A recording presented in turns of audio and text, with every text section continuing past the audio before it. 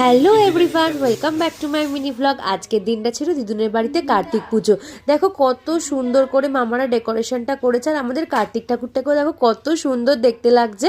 আর এখানে ঠাকুরমশাইও চলে এসছে, পুজোর সব জোগাড়জান্তিও শুরু হয়ে গেছে। ঠাকুরমশাই আবার কার্তিকটাকে কত সুন্দর করে সাজিয়ে দিল।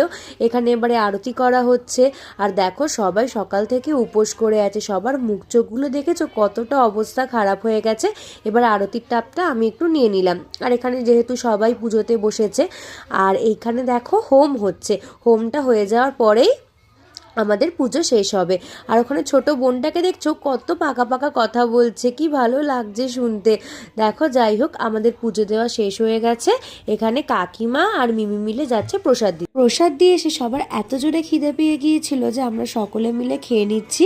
আর এখানে একটু সবাই বাজিও ফাটিয়ে নিচ্ছে, আর মামা মিমিও খেয়ে নিচ্ছে। আবার দেখা হচ্ছে নেক্সট ব্লগে, বাই।